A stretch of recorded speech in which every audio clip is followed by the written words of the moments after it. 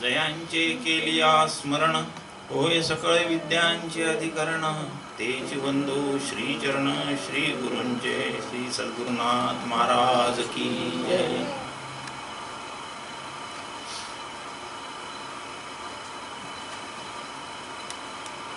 कर्मयोग विचाराचा पुढील विचार आता आपण इथे सुरू करूया.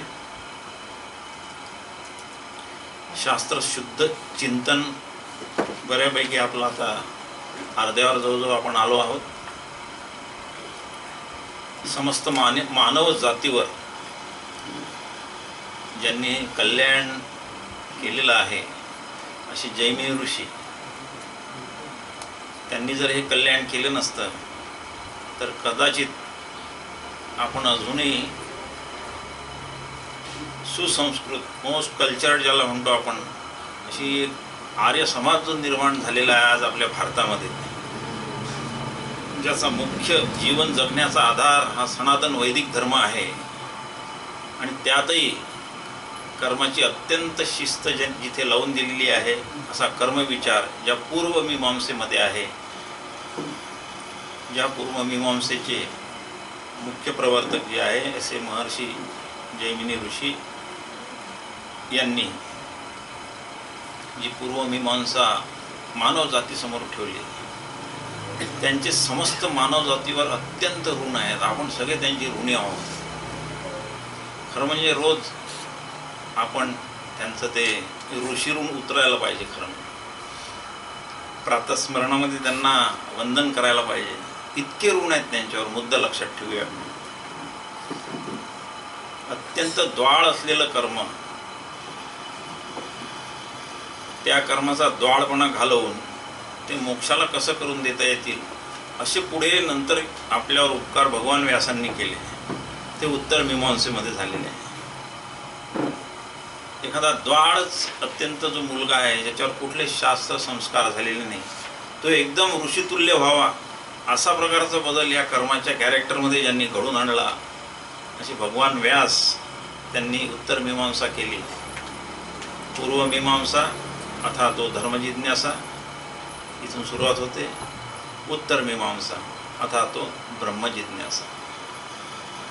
या दोन्हींचा जर व्यवस्थित आपला शास्त्रशुद्ध अभ्यास झाला तर पुन्हा तीच माऊलीची होई, पुन्हा शरीर घेण्याचं आपल्याला काम पडणारच नाही. इतकं सामर्थ्य या दोन ऋषींच्या वाङ्मयामध्ये आहे. यांनी सगळं आपलं सनातन वैदिक धर्माचा वैभव वाढवून दिलेला आहे. खरं म्हणजे भगवान व्यास आणि भगवान जैमिनी, त्यांना भगवानच म्हणतात, भगवान जैमिनी. अशा या कर्माचा विचार आपण केलेला आहे. तो करण्यापूर्वी थोडंसं एक त्यांचाच विचार ज्यांनी घेऊन या समाजामध्ये मानव जातीला पुन्हा एका विशिष्ट शिस्तीमध्ये बांधून ठेवलेले आहे असे जे संत मंडळी जी निर्माण झाली, त्यातील आपले समर्थ रामदास स्वामी यांच्या एका छोट्याशा वाङ्मयातील एका चरणाचा विचार करूया. फक्त प्रभाते मनी रामचिंतित जावा, हा आपण आपल्या सायं प्रार्थनेमध्ये त्यांचा समावेश केलेला आहे. मनाच्या श्लोकांचा प्रभाते मनी रामचिंतित जावा, पुष्कळ गटच आहे मोठा तो. मनाचे श्लोक समर्थांनी लिहिले, आपल्या सगळ्यांना माहीत आहे. त्यांनी बरोबर संपूर्ण आपल्या मानवी जीवनाचं केंद्रबिंदू असलेलं मन, ह्या मनाच्या सगळ्या हालचाली नीट त्यांनी ओळखल्या आणि बरोबर तिथेच मनालाच उपदेश केलेला आहे. समर्थांनीच नाही केला हो, पूर्वीच्या सगळ्या ऋषींनी मनाला केलेलं आहे. अगदी त्रेतायुगात भगवान वसिष्ठ ऋषी जे होते, रामालाच त्यांनी ते भगवान ऋषी म्हणजे वसिष्ठ ऋषींनी रामाला जो उपदेश केला तो योग वसिष्ठामध्ये आलेला आहे. मन एव मनुष्याणाम कारणम बंध मोक्षयो, बंधाय विषयासक्तम मुक्तम निर्विषयम स्मृतम. अमृतबिंदू उपनिषदांनी मनाचा विचार केलेला आहे. दोन प्रकारचं मन असतं, शुद्ध एक असतं, एक अशुद्ध असतं. अशुद्ध मन बंधनात टाकतं, शुद्ध मन बंधनातून मुक्त करतं. अशा श्रुती आहेत. समर्थांनी बरोबर ह्या सगळ्यांचा सार लक्षात ठेवून प्रभाते मनी रामचिंतित जावा फार थोड्या शब्दामध्ये सांगितलं. सकाळी उठल्याबरोबर रामाचं चिंतन करावं. अगदी शब्दार्थच फार सोपा आहे, सगळ्यांना कळेल असा. प्रभाते मनी रामचिंतित जावा.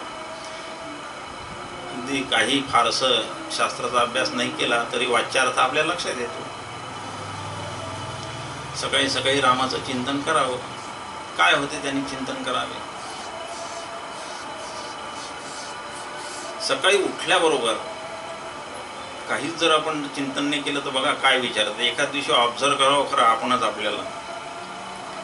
लगेच काहीतरी सगळे प्रपंचाविषयीचे विचार असे धावूनच येतात एकदम उठल्याबरोबर. आज आता ऑफिसमध्ये हे करायचं, याच्या तिथे ते करायचं. ऑफिसमध्ये जाणाऱ्यांबद्दल सांगतो. शेतकरी शेताचा विचार करतात, ऑफिसमध्ये जाणारे ऑफिसचा विचार करतात. आणखी कोणी जे असतील कॉलेज शाळेमध्ये जाणारे शाळेचा विचार करतात. पण ज्याने आपल्याला झोपेतून जागं केलं ना, तो कोण आहे त्याचा विचारच कोणी करत नाही उठल्यापासून. सगळे आपण या प्रपंचातील अनात्म वस्तूचे विचार आपल्या सकाळी सकाळी आपल्या परिणाम असा होतो की दिवसभर आपला अनात्म वस्तूशी संपर्क असतोच, त्याच्याशीच वावरत असतो. अनात्म वस्तूचे काय कॅरेक्टर्स? ती असज्जड आणि दुःखरूप आहे, म्हणून दिवसभर त्याच्याशी व्यवहार करून शेवटी संध्याकाळी आपण दुःख पदरात पाडून घरी येतो. असाच व्यवहार. प्रत्येक क्षणोक्षणी आनंदाचा भंग करून देणाऱ्या ते अनात्म वस्तू. कोणतीही अनात्म वस्तू? ज्या वस्तूमध्ये राम नाही त्या सगळ्या अनात्म वस्तू. बस. मग राम कशात नाही? राम तर सगळीकडे आहे. सगळीकडे असूनही तो आपल्याला जेव्हा दिसत नाही ना, त्यावेळी तो वस्तूमध्ये राम नाही असा व्यवहार आपला त्याच्याशी होतो. आणि तिथे राम आपण न पाहता तिथे रामाशिवाय सगळं काही पाहत असतो. आणि म्हणून दुःखाचं ते कारण आहे. आणि म्हणून समर्थ म्हणतात प्रभाते मनी रामचिंतित जावा. प्रभात या शब्दाचा अर्थ दिवसाची सुरुवात आहे.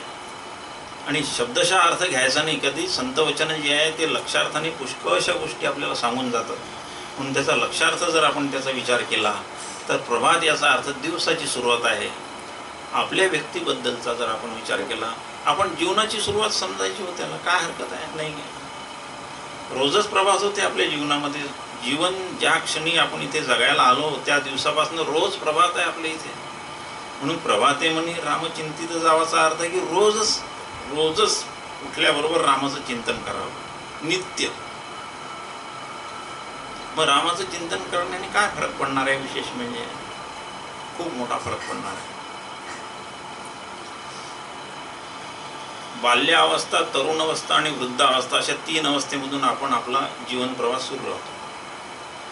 लक्षात ठेवायचं, बाल्यावस्थेमध्ये जे संस्कार आपल्यावर झालेले असतात ना, आद्य संस्कार ज्याला म्हणतात, ते संस्कार कधीच पुसल्या जात नाही.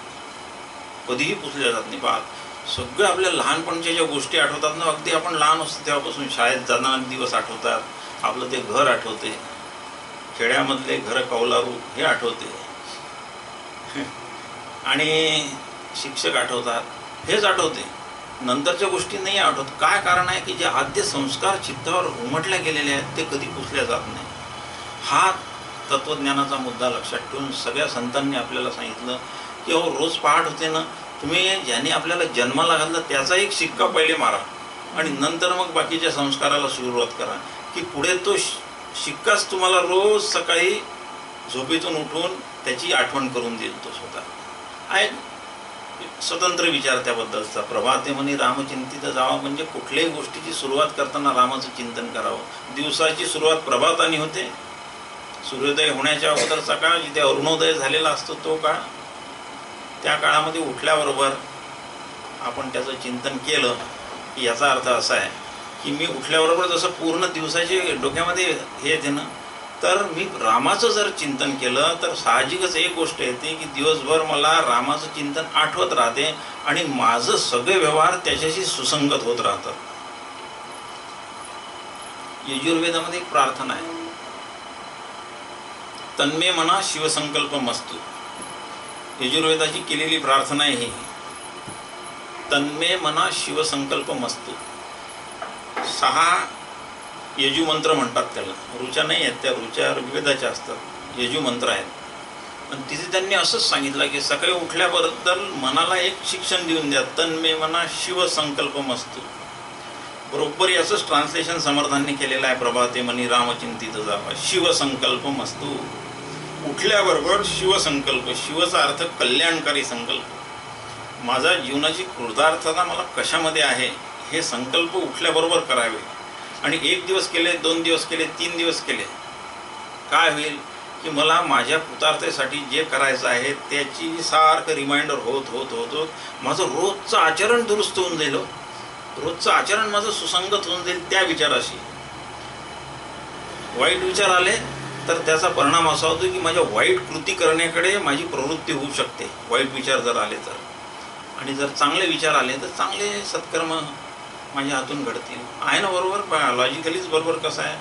म्हणून मी जर रामाचं नाव सगळ्यात सुरुवातीला घेतलं तर रामाच्या विचाराशी सुसंगत चांगले विचार माझ्याकडे येतील, माझं आचरण दुरुस्त होईल.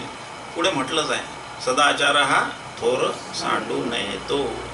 संपूर्ण माझ्या जीवनाच्या आचरणाशी, माझं आचरण दुरुस्त करून घेण्याशी जर कुठला विचार मला मदत करणारा असेल तर ह्या प्रभातेमनी रामाचं चिंतन जे केलेलं आहे त्या विचाराने मी माझ्या सदाचाराशी कायमचा जोडला जातो.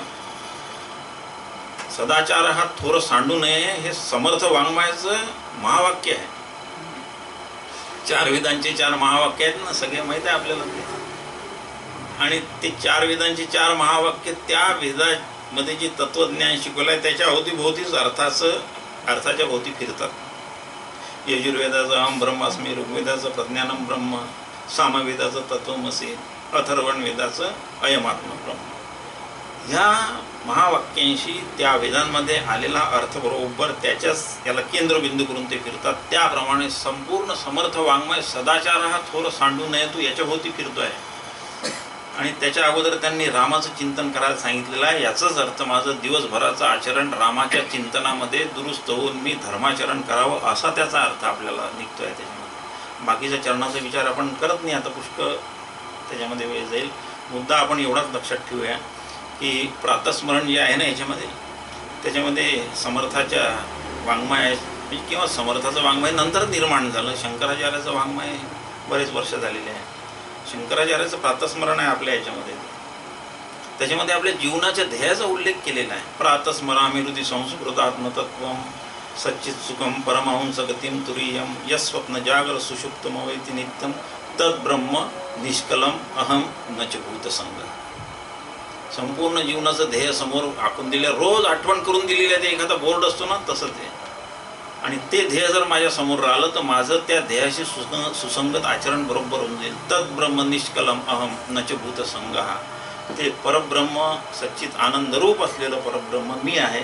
निष्कल कलारहित अवयवरहित असलेलं ते मी आहे. नच भूतसंग हा हाळा मासाचा देह मी नाही आहे. पंचमहाभूताचा बनलेला हा देह मी नाही आहे.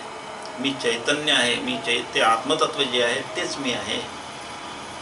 प्रभू रामरायासुद्धा ब्रह्मरूपच आहे. आणि म्हणून आपण उठल्याबरोबर जर परब्रह्माचं स्मरण केलं तर दिवसभर आपण त्या परब्रह्माशी सुसंगत असलेल्या विचाराशी जोडल्या जाऊ आणि आपलं आचरण दुरुस्त होईल. आपल्या मनामध्ये वाईट विचार येणार नाही. नेहमी तन्मे मना शिवसंकल्प मस्तू म्हणण्याची वेळ येणार नाही. आपोआपच कल्याणकारी संकल्प आपल्या चित्तामध्ये येतील. एवढा मतितार्थ त्या एकाच वहीमध्ये आपण तो प्रभाते मनी रामचिंतित जावा. आणखी विवरण आहे थोडंसं, आज आपल्याला उपलब्ध वेळ जेवढा आहे तेवढे याचं चिंतन केलेलं आहे. ते एकच आहे की असं रोज चिंतन करावं. रामाचं चिंतन म्हणजे काय, हातामध्ये काय ते बाण घेतलेलं आहे, धनुष्यबाण मागे आहे, भाता आहे, खूप छान डोक्यावर हे आहे, असं हे आहे, हे मूर्ती आहे, काही वाद नाही त्याच्यात, त्याचंही करावं आपण. पण राम शब्दाचा अर्थ प्रभू रामरायाचं स्वरूप असं आहे. प्रभू रामराय जे अवतार घेऊन आले ते एक तटस्थ लक्षण आहे त्यांचं. ते तसे नाही आहेत नेहमी करता, म्हणून त्यांनी ते अवताराचं विसर्जनही केलेलं आहे. कोणी रामाने कृष्णाने तसे राहिले नाही. ते थोडा वेळ त्यांनी ते काहीतरी त्यांचं एक विशिष्ट कार्य आहे ते तेथपर्यंत केलं. म्हणून रामाचं चिंतन शब्द ज्या अर्थी आलेला, चिंतन ही मानसिक क्रिया आहे. म्हणून मानसिक क्रियेमध्ये त्यांच्या स्वरूपाचं आपण चिंतन करायचं आहे.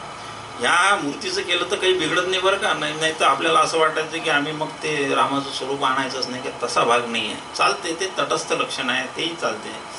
रामराय इतके कृपाळू की त्या तटस्थ लक्षणातून स्वरूप लक्षणाकडे आपल्याला ते स्वतःच घेऊन जातील, काही वादच नाही.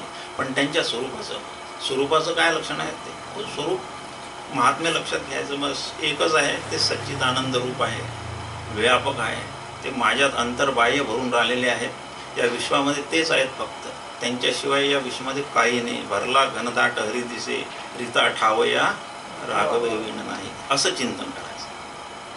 मग इतकं चिंतन छान झाल्यानंतर वाईट विचार कुठे जवळपास फिरकणार सुद्धा नाही. आपला अँटिना ट्यून होऊन जाईल तिकडे. विवेकानंद स्वामी सांगायचे नेहमी प्रवचनामध्ये, अहो एक चांगला विचार करा. एक चांगला विचार सकाळी मनात आणल्यानंतर तुम्ही ह्या जगामध्ये जे चांगले विचारांचे वलय आहेत तिथे ट्यून होऊन जाता. जसं ते टी व्हीचा अँटिना आपण ज्या विशिष्ट एखाद्या फ्रिक्वेन्सीवर केला ट्यून की ते चॅनल आपल्याला दिसायला लागतं, त्याचप्रमाणे हा अँटिना आपला जर आपण तिकडे असा ट्यून केला तर विश्वातले सगळे चांगले विचार आपल्याकडे यायला सुरुवात होतात. ते आपोआपच येतात. त्यामध्ये प्रभू रामरायाच्या स्वरूपाचा विचार आहे. समर्थ रामरायाचे भक्त होते म्हणून प्रभाते म्हणे रामचिंतित जावा. कोणी कृष्ण भक्ती असेल तर कृष्ण चिंतित जावा, काही बिघडत नाही आहे. दत्त चिंतित जावा, विठ्ठल चिंतित जावा. मुद्दा आहे की ते ज्यांनी मला जन्माला घातलं त्याची आठवण आपल्याला राहावी उठल्याबरोबर. मग जन्म काय, शरीर विकावे लागे त्यासी, मा जेणे जन्मासी घातले त्यासी कैसे विसरावे. हे विस्मरण होऊ नये.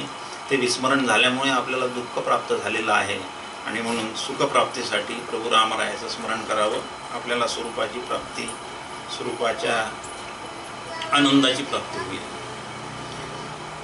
पूर्वमीमांसा दर्शनाचं थोडं सुरुवात झालेली आहे आपली. ती पाहिलेलं आहे आपण. ते जैमिनी प्रणीत आहे.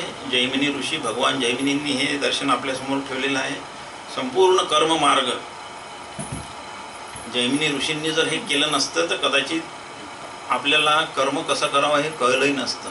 यज्ञ कसे करावे हे आपल्याला कळलं नसतं. विहित कर्माचरण काय आहे हे सुद्धा कळलं नसतं. निषिद्ध कर्म काय आहे हे आपल्याला कळलं नसतं. स्वाभाविक विचार माणसाचे बहिर्मुख असल्यामुळे, जीव बहिर्मुख असल्यामुळे तो काय आहे, तो बहिर्मुख आहे म्हणजे बाहेरच पाहतो आहे. बाहेर हे सगळं जगातले विषय आहेत. तो बहिर्मुख का आहे, भोग भोगण्यासाठी ईश्वराने त्याला बहिर्मुख केला आहे. परांची खाणी व्यतृणच स्वयंभू तस्मात परांग पश्यती नांतरात्मना.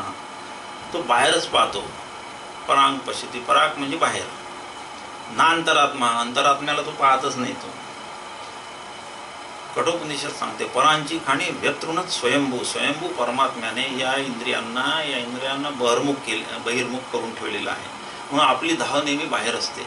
बाहेर हे विषय आहेत.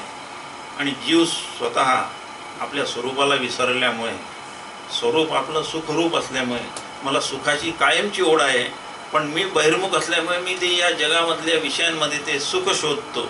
आणि या विषयामध्ये सगळं जे काही सुख भरलेलं आहे ते क्षणभंगूर सुख आहे. म्हणून वारंवार या विषयांच्या सुखाला मी जाऊन झोंबतो. ते सुख आपल्याला देऊ शकत नाही विषय, कारण ते स्वतःच काय विनाशी आहेत. म्हणून त्यांचं सुख भंगून जाते. विषय भंगतात. विषयापासून येणारं आपल्याला सुखही भंगून जाते.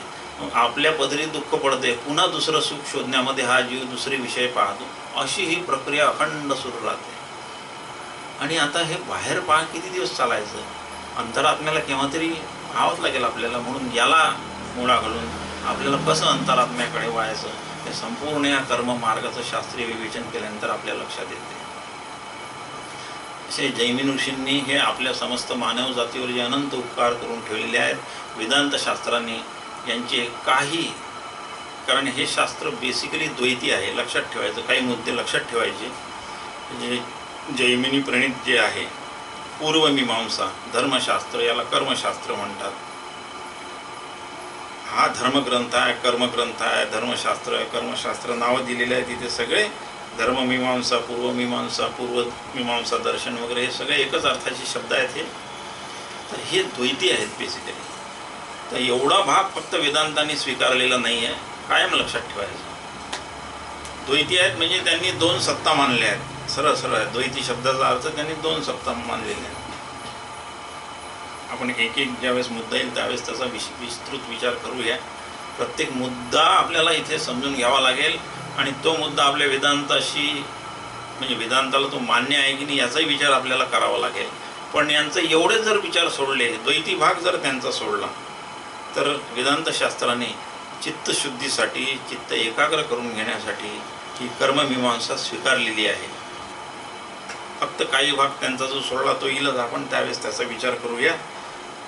आणि फार सुंदर इथे एक व्याख्या दिली आहे, सगळ्यांनी ती लक्षातच ठेवायची. बिलकुल ती व्याख्या लक्षात ठेवा. शास्त्र म्हणजे काय, शास्त्राची व्याख्या फार सुंदर दिलेली आहे. ते वचन लक्षात ठेवा. अनेक संशयोच्छेदी परोक्षार्थस्य दर्शकम सर्वस्य लोचनम शास्त्रम यस्य नास्त्यंज एव सहा.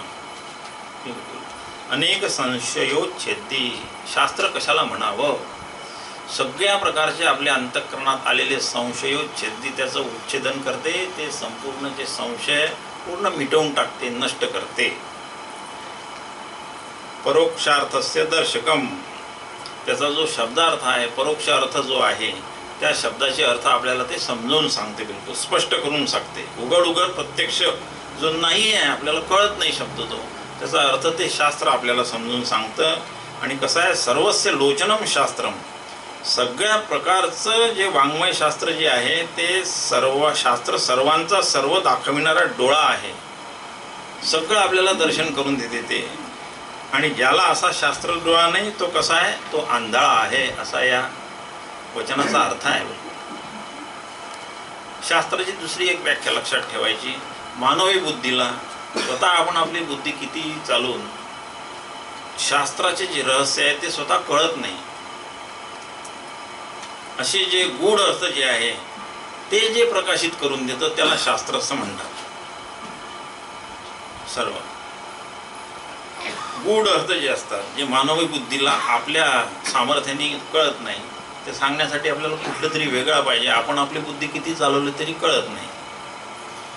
पण ते शास्त्राचे जे अर्थ ते स्वतः जे प्रकाशित करून देत आहे, अज्ञात असलेले अर्थ ज्ञात करून देते, त्याला शास्त्र असं म्हणतात. त्याला दर्शन असं म्हणतात. दर्शन म्हणजे शास्त्र. दर्शन शब्दाचा अर्थही शास्त्रच आहे. याचे एकंदरीत 12 अध्याय आहेत. 12 अध्यायी असलेलं शास्त्र जे आहे, आणि त्याच्यामध्ये 10,000 अधिकरण आहेत. अधिकरण प्रकरण झालेलं आहे, त्याबद्दलचा विचार. संपूर्ण जे दर्शनकारांनी जे शास्त्र निर्माण केलेले आहेत ते सगळे सूत्र रूप आहेत. त्यांना सूत्रच म्हणतात. सूत्र शब्दाचा काय अर्थ आहे?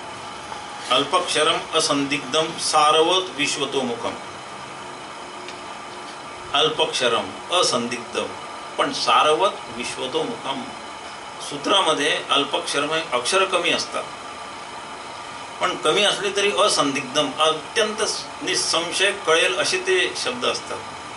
पण त्याचं जर सार काढलं तर विश्वतोमुखम, ते विश्वामध्ये जे काही रहस्य आहे किंवा विश्वामध्ये जे काही त्याच्या संबंधित त्याला जे सांगण्यात आहे ते संपूर्ण विश्वाला सांगू शकतील असं ते सारवत त्याच्यामध्ये, किंवा त्यांना जे तत्त्व सांगायचं आहे या विश्वासंबंधीचं त्याचं सार काढून ते आपल्यासमोर ठेवतात. त्याला सूत्र म्हणतात. न्यायसूत्रे हे धर्म यांची सूत्रे, भगवान व्यासांची सूत्रे म्हणजे ब्रह्मसूत्रे आपली, ते सूत्रच म्हणतात त्याला सगळे. तर हे यांची सूत्रे आहेत. हे सूत्रे जे आहेत यांना कर्मसूत्रे म्हणतात. धर्मसूत्रे किंवा कर्मसूत्रे यांना म्हणतात. या धर्ममीमांसेमध्ये 2 मतप्रवाह फार आहेत. एक भट्टाचार्यांचं मत आहे आणि एक प्रभाकर मत आहे. आता या शास्त्राबद्दल समग्र माहिती आपण पाहूया. बिलकुल हे जे धर्मशास्त्र जे निर्माण झालेलं आहे, भगवान जैमिनी प्रणीत असलेलं, याच्यामध्ये भट्टाचार्यांचं मत आहे आणि प्रभाकर मत आहे. 2 मत होण्याचे कारण दिलेलं आहे इथे आपण. या मतांप्रमाणे शब्दांमध्ये व्युत्पत्ती मानतात. हे अभिहितान्वयवादी आहेत. ज्या शब्दामध्ये व्युत्पत्ती मानली जाते ते सिद्ध शब्द असतात असं त्यांचं ते मान्यता दिलेली आहे. आता हे द्वैती असल्यामुळे यांच्यामध्ये जे 2 मतांचे जे विभाग पडलेले आहेत त्याच्यातला हा एक विभाग आहे अभिहितान्वयवादी. ते फक्त शब्दांमध्ये व्युत्पत्ती मांडतात. याचा अर्थ हे शब्द त्यांच्यासाठी ते प्रमाण आहेत, बस असा समजायचा. सगळ्या गोष्टीची व्युत्पत्ती शब्दांमध्ये त्यांनी ते मांडून घेतात. दुसरे प्रभाकर मत जे आहे ते अभिधानवादी म्हणजे कार्यामध्ये व्युत्पत्ती मांडतात. कार्य म्हणजे काय? जे कारण जे आहे, वेदांत शास्त्रामध्ये 2 गोष्टी आहे, कार्य आणि कारण. आपल्या सगळ्यांना माहीत आहे, ज्याला कॉझेशन थिअरी म्हणतात इंग्रजीमध्ये. कॉझेशन, कॉज अँड इट्स इफेक्ट्स अशी थिअरी जी आहे. एक कारण असते, त्या कारणापासून काहीतरी कार्य, ते कार्यामध्येच व्युत्पत्ती मानून घेतलेले आहे त्यांनी ते. आपल्या वेदांत शास्त्रामध्ये आपण कारणाचा फार विचार करतोय, आपण बेसिकली कारणाचाच करतोय. वेदांत शास्त्र चेतन कारणवादी आहे, त्याला चेतन कारणवाद म्हणतात. आत्मावा इदमेक एवाग्र असेल काहीतरी उपनिषदांची सुरुवात आहे. तिथे आत्मशब्दाने सुरुवात केलेली असल्यामुळे आजचा आत्मा सच्चिदानंद रूप आहे, म्हणून या संपूर्ण सृष्टीचं मूळ कारण हे चेतन आत्मा आहे असं त्या श्रुतीचा अर्थ निघतो. नान्यत किंचन मिशत स इक्षत स लोकांनी सृजा इति वगैरे वगैरे अशी ती श्रुती सांगते आपल्याला. ऐतरेय उपनिषद ऋग्वेदाचं आहे ते सांगतं. आता हे यांनी त्याच्यामध्ये हे कार्यामध्ये व्युत्पत्ती मांडतात, त्यांनी कार्यामध्ये मांडली, यांनी कार्यामध्ये असे निर्णय विचार प्रवाह आहे. त्यांनी मानले म्हणजे मान्यता दिलेली आहे. आता त्यांनी का मानली आहे त्यांचं त्यांना माहीत, पण त्यांनी तेवढं ते प्रमाण मानलेलं आहे. ह्या दर्शनाप्रमाणे यांनी वेद अपौरुषेय व स्वतः प्रामाण्य असलेले आहेत याला मान्यता दिलेली आहे. बरं का, अद्वैत वेदांत जो आहे आपला तो सुद्धा वेद हे अपौरुषेय मानतात. अपौरुषेय शब्दाचा अर्थ झाला आहे ना मागे. पौरुषेय शब्द म्हणजे पुरुषांनी निर्माण केलेलं जे असते त्याला पौरुषेय म्हणतात. यांनी एखादं पुस्तक लिहिलं, तुम्ही काही लिहिलं, हे पौरुषेय कृती झाली, पुरुषांनी लिहिलेले. पण वेद जे आहे, कारण यांनी काही लिहिलं तर हे लिहितात, या पुस्तकाचे लेखक काय असतील ते आपण नाव छापतो त्याचं, नाही का, त्याच्यावर त्यांचं नाव छापतो, ती पुरुषकृती आहे. असं वेद कोणी लिहिले, याचं कोणी लेखक, याचा करता कुठे आहे, काही नाही, कुठे काहीच नाही आहे. हे वेद श्रुती म्हणून कानाने ऐकले गेले, ब्रह्मदेवाच्या याच्यात पडले आहे, ते निश्वासितामधून झालेले आहे असा उल्लेख आहे शास्त्रामध्ये.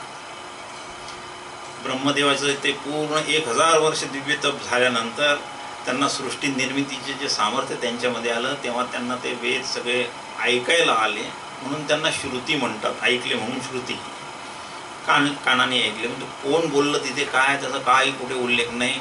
तो पुरुष कोण होता की काय स्त्री होती की तिथे कोणी आणखी काही वेगळं तत्व होतं याचा काही उल्लेख नाही, म्हणून ते अपौरुषेय झाले. ते कोणाची मानवाची कृती नाही आणि म्हणून ते निर्दोष आहे. लक्षात ठेवायचं आहे, फरक लक्षात घ्या. कुठलंही पुरुषकृती ही त्याच्यामध्ये त्याच्या बुद्धीचे दोष आहे. भ्रम, प्रमाद, विप्रलिप्सा आहे ना, ते हे सगळे आपण शास्त्र वाचलेलं असल्यामुळे आपल्याला हे शब्द माहीत आहे. प्रत्येकाच्या बुद्धीमध्ये भ्रम असतो, प्रमाद असतो, विप्रलिप्सा असतो, कर्णापाठव, हे 4 दोष असतात. त्याला कर्णापाठव म्हणतात. आपली इंद्रियांचे फॉल्ट असतात. इंद्रिय काही फारशी निर्दोष नाही आपल्याला, त्यांचे दोष आपल्या लिखाणामध्ये उतरतात. आपण भ्रमित आहोत सगळे, आपल्याला यथार्थ गोष्टच माहीत नाही. राम राम रोज म्हणतो, रामाचं स्वरूप विचारायला गेलो तर आपण राम काय सांगू शकत नाही. आपला राम जो माहीत आहे तो धनुष्यबाण घेऊन असलेला दशरथाचा पुत्र, अयोध्येचा राजा वगैरे वगैरे सगळे एवढंच माहीत आहे आपल्याला. पण राम कुठून आला सांगा बरं, मग कुठे गेला नाही. मग ते राम अवतार आहे, ते दिव्य आहेत, ते परमधामाला गेले असं आपण बोलून मोकळं होतो. तसं हे मानवी बुद्धीचं कार्य आपलं एवढं, तिथपर्यंत आपली मर्यादा आहे. आपल्याला स्वरूप समजायला अवघड जातं. आपले बुद्धीचे दोष आहेत. ते बुद्धी जड असल्यामुळे त्याचे रहस्य समजू शकत नाही. आपली बुद्धी जड आहे. बुद्धी का जड आहे? पंचमहाभूतांच्या सत्वांशापासून झालेली आहे, काल सांगितलं. आणि पंचमहाभूतच जड आहे, त्याची निर्मिती जड राहणारच आहे. म्हणून बुद्धी, पण बुद्धीमध्ये एकच आपल्याला म्हणजे काय म्हणतात, सगळ्यात जास्त प्रकाशित करण्याचं सामर्थ्य असलेलं जे कुठलं एखादं तत्व असेल ते आपली बुद्धी आहे. ती अतिशय स्वच्छ आहे बुद्धी मूलतः, म्हणून त्यांनी त्या आत्म्याचं प्रतिबिंब आपल्यात धारण करून ठेवलेलं आहे.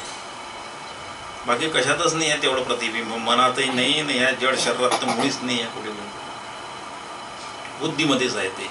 म्हणून जीव म्हणून जे म्हणतो आपण, जीवाची व्याख्याच अशी केलेली आहे की जो कुटस्थ म्हणजे आत्मा, त्याच्या समोर असलेली बुद्धी आणि त्या कुटस्थाचं बुद्धीत पडलेलं प्रतिबिंब, या सगळ्याचं कटबोळ जे आहे, कटबोळ शब्द वापरतो किंवा संघात वापरतो, याला जीव म्हणतात. म्हणून ही बुद्धी त्याला त्याच्यापर्यंत आपल्याला घेऊन जाऊ शकते. हे अपौरुषेय आहे. त्या ते वेदांताच्या सगळ्या तत्वांना, संपूर्ण वेदाला, वेदराशीला अपौरुषेय म्हणतात. त्यांच्यामध्ये कर्मच फल देते म्हणून फलदात्या ईश्वराची जरूर नाही. आपण एक एक मुद्दा यासाठी पाहतो आहे कारण कुठे जिथे कुठे आपल्या अद्वैत दर्शनाला विरोध असणारा मुद्दा असेल त्याचं विवेचन करणं गरजेचं आहे. ही जी धर्ममीमांसा आहे यांचं म्हणणं असं आहे की कर्म स्वतःहूनच फल देते. आपल्या वेदांताला हा मुद्दा मान्य नाही आहे. वेदांत शास्त्र म्हणतं कर्म जड आहेत, कारण कर्म करण्याची सगळी सामग्री जड आहे. बरोबर, लक्षात घ्या, कर्म जड आहे कारण ज्या सामग्रीने केले जाते ती सामग्री जड आहे. बुद्धीच्या प्रेरणेने कर्म होते म्हणून बुद्धी, परंतु बुद्धी जड आहे. कर्म करणारे आपले हे कर्मेंद्रिय जे आहे हे जड आहेत सगळे. त्याला बुद्धी आज्ञा देते पण बुद्धी स्वतःहून जड आहे आणि त्यानुसार कर्म होते म्हणून कर्म जड आहे. ही सगळी जड सामग्री आहे. याचा प्रेरक मात्र चेतन आहे फक्त. परंतु हे मात्र त्या बाबतीत वेदांताशी यांचं मतभेद आहे. ते कर्मच फल देणार आहे असं म्हणतं. आता कर्म जर फल देणारं झालं तर कर्म चेतन होईल. सरस आहे. जड वस्तू काही फल देऊ शकते का? जड वस्तू जर फल देणारी झाली तर फार मोठा अनर्थ होऊन जाईल सगळा, नाही का? पण त्यांनी ईश्वर मानलेला नाही. वेदांतांनी ईश्वर यासाठी मानलेला आहे की जीवानी केलेले कर्म ते जड असल्यामुळे त्या कर्माचा फलदाता कोणीतरी चेतन वेगळा असणं गरजेचं आहे की नाही? ज्या जड वस्तू आहेत त्या स्वतःहून काही करू शकत नाही. आहे ना आपला अनुभव. घट एका ठिकाणी ठेवला आहे, मूर्ती एका ठिकाणी आहे. ही इथून इथे चालत येणार नाही आहे माझ्यापर्यंत जोपर्यंत मी अशी हाताने उचलून त्याला इथे आणत नाही. म्हणजे मी कोणीतरी एक चेतन तत्व त्याला जेव्हा हलविल तेव्हा हे जड वस्तू हालतात जागच्या, अन्यथा हालत नाही. म्हणून वेदांताने ते चेतन तत्व जे स्वीकारलं त्याला ईश्वर म्हटलं गेलेलं आहे. तो ईश्वरच कर्मचे फल देणारा आहे. आणि म्हणून इथे फार मोठा एक हा डिफरन्स ऑफ ओपिनियन मतभेदाचा मुद्दा झालेला आहे. एवढंच लक्षात ठेवायचं. कर्माहून वेगळा ईश्वर मानणे निरर्थक आहे असं जे त्यांचं म्हणणं आहे ते आपल्या वेदांत शास्त्राला मान्य नाही. वेदांत शास्त्र सेश्वर झालेलं आहे, हे निरीश्वर झालेले आहे. यानंतरचा मुद्दा, स्वर्ग हाच मोक्ष आहे म्हणजे परमपुरुषार्थ आहे असं या पूर्वमीमांसेचं मानणं आहे. ते असे मानतात. या तत्वाला त्यांनी मान्यता दिलेली आहे. म्हणजे कर्म करून त्या कर्माने कुठलंही त्या कर्माचं श्रेष्ठ कर्म करा. किती यज्ञ हे सगळ्या कर्मातलं सर्वश्रेष्ठ कर्म आहे यज्ञ. म्हणून भगवद्गीतेमध्ये यज्ञाचा उल्लेख आहे. सगळे कर्म श्रेष्ठ नाही आहे पण सर्व कर्मातलं श्रेष्ठत्वाचं प्रतिनिधी करणारं यज्ञ हे कर्म आहे. त्याचं फल पुण्य आहे. सकाम कराल तरी ते पुण्यच फळ मिळते. निष्काम केलं तर ते परंपरेने आपल्याला मोक्षाकडे घेऊन जाणार आहे चित्तशुद्धीद्वारा. पण यज्ञ हे जे आहे या यज्ञाने पूर्वमीमांसक असे मानतात की याचं शेवटचं जे फल आहे ते स्वर्गच आहे. फक्त स्वर्गापर्यंत तुम्हाला हे कर्म घेऊन जाऊ शकतात. आणि वेदांत शास्त्राचा इथे थोडासा यांच्याशी मतभेद झालेला आहे. कारण त्यांचे एक मुद्दाच आपण म्हणजे स्वीकार नाही केला की कर्म स्वतंत्र फलदाता आहे. आपण ईश्वर फलदाता मानलेला आहे. तो कर्माचा अध्यक्ष आहे त्याला कर्माचा, श्रुतीने त्याला कर्माध्यक्ष, सर्वभूताधिवासा साक्षी चेता केवलो निर्गुणश्च श्वेताश्वेतर श्रुती असं सांगते. तो सगळ्या कर्माचा अध्यक्ष आहे. सर्वभूताधिवासा हा सगळ्या भूतांच्या हृदयामध्ये तो वास करून आहे. बुद्धिरूपी गुहेमध्ये तो वास करून आहे. तो कसा आहे? तो साक्षी आहे. तो चेता म्हणजे चेतन आहे. साक्षी चेता केवलो निर्गुणश्च, तो निर्गुण आहे असं त्या ब्रह्मस्वरूपाचं वर्णन श्वेताश्वेतर श्रुतीमध्ये केलेलं आहे. पण हे ते काही मान्य करत नाही. यांचं हे कर्माने प्राप्त होणारं शेवटचं स्टेशन जे आहे ते स्वर्ग आहे. म्हणून यांच्यामध्ये कर्मवाद्यांमध्ये यांनी खूप ती याची कर्माची परंपरा जपलेली आहे. अगदी रिजिडली ते कर्म करतात. आता हे कर्म करणारे आपल्याला सध्या भारतामध्ये, दक्षिण भारतामध्ये आपल्याला हे जास्त लोक दिसतात. खूप आहेत त्या प्रमाणात. त्यांना स्वर्गप्राप्ती हे एकच ध्येय असल्यामुळे ते सगळे यज्ञ याग सकाम करत असलेले तिथे स्वर्गात जायचं आहे. कारण काय? त्यांच्या शास्त्राने सांगितलं दिव्य भोग स्वर्गामध्ये उपलब्ध आहेत. खूप दिव्य भोग आहे स्वर्गामध्ये उपलब्ध, ज्याची आपण कल्पनाही नाही करू शकत. काहीच कल्पना नाही करू शकत. संकल्प मात्रेनं तिथे सर्व सिद्धी आहेत कर्माची. बिलकुल असे स्वर्गामध्ये भोग आहेत. बिलकुल कल्पवृक्ष नाव ऐकलं की नाही? स्वर्गामध्येच आहे, इंद्राच्या दरबारामध्ये कल्पवृक्ष. तो पारिजात म्हणून वृक्ष एक आहे, स्वर्गातून खाली आणला आहे. त्याला आणला आहे ना श्रीकृष्णाच्या वेळेस कथा आहे त्या बाबतीची. पारिजात वृक्ष स्वर्गातून खाली आलेला आहे. कामधेनू स्वर्गामध्ये आहे. कामधेनू जी इच्छा करा ती पुरवते ती. त्या कामधेनूसाठी किती भांडणं झाले पुराणामध्ये. विश्वामित्र आणि हे आठवा ते मोठा विषय आहे तो, आता पण जाऊ नये त्याच्याकडे. मुद्दा लक्षात ठेवायची, स्वर्गाचे भोग हे दिव्य भोग आहे. या भोगाने जीवाची इथे इथे तृप्तीच होत नाही या मृत्यूलोकावर. त्याला खूप चांगले चांगले भोग भोगायची इच्छा आहे. ही भोगाची लालसा एवढी वाढत जाते की बघा तुम्ही, आपण एक घर जर विकत घेतलं, किती सजवतो त्या घराला, खूप सजवत जातो. साधं असेल आपलं तर थोडेफार पैसे आले तर स्लॅब टाकून घेतो, कौलं काढून टाकतो लगेच. आणखी पैसे आले तर 2-4 रूम त्याच्या बाजूला लावतो, सेपरेट बेडरूम. म्हणजे त्या भोगामध्ये सगळेच मॉडिफिकेशन करणं सुरू आहे. भोगाला अत्यंत आधुनिक बनवण्याचे आपले सगळ्यांचीच नैसर्गिक प्रवृत्ती तशी आहे. मला भोग भोगायचीच इच्छा आहे फक्त. आणि हे पूर्वमीमांसक तर म्हणतात की स्वर्गातले दिव्यभोग डोळ्यासमोर ठेवा आणि इथे कर्म करा. आम्ही सांगतो ते कर्म कराल तर तुम्ही स्वर्गात चालले जाल. स्वर्गाचा राजा इंद्र आहे. 100 अश्वमेध यज्ञ जर केले तुम्ही तर ते इंद्रपद मिळते, असं त्याच्यामध्ये उल्लेख केलेला आहे. आणि त्यालाच ते परमपुरुषार्थ मानतात. हे जे आहे ना आधुनिक, हे जे आहेत, आधुनिक म्हटल्यापेक्षा हे कर्मवादी, यांना कर्मवादी म्हणतात बरं का. धर्मजिज्ञासा जैमिनी प्रणित जी आहे हे कर्मवादी आहेत. कर्माला श्रेष्ठ मानणारे, कर्माने स्वर्ग हाच परमपुरुषार्थ आहे. वेदांतामध्ये परमपुरुषार्थ म्हणजे आपला मोक्ष आहे. आपण आपल्या स्वरूपाची प्राप्ती करून घेणे हा आपला अंतिम ध्येय आहे. हे स्वर्ग हे अंतिम ध्येयापर्यंत जातात. कर्मानुष्ठान परमपुरुषार्थाचे साधन आहे. कर्माचं अनुष्ठान या शास्त्रामध्ये सांगितलं त्याप्रमाणे जर केलं तर स्वर्गाची प्राप्ती होते. विहित कर्म मोक्षाचे व निषिद्ध कर्म बंधाचे कारण आहे, असं त्यांचं म्हणणं आहे. विहित कर्म आणि मोक्ष यांचा मोक्ष म्हणजे स्वर्गात जाणे. त्यांनी त्याला अंतिम ध्येय मानलेलं आहे म्हणून. आणि निषिद्ध कर्म जर कराल तर हे निषिद्ध कर्म जीवाला बंधनामध्ये पाडतं. आणि निषिद्ध कर्माचं बंधन जे जीवाला होतं त्यानंतर त्या बंधनाचे जे फल आहेत ते त्यांनी वर्णन केलेलं. खूप वर्णन आहे, खूप अप्रतिम आहे. अगदी संपूर्ण कर्मकांडच त्यांनी रचलं पूर्ण. अगदी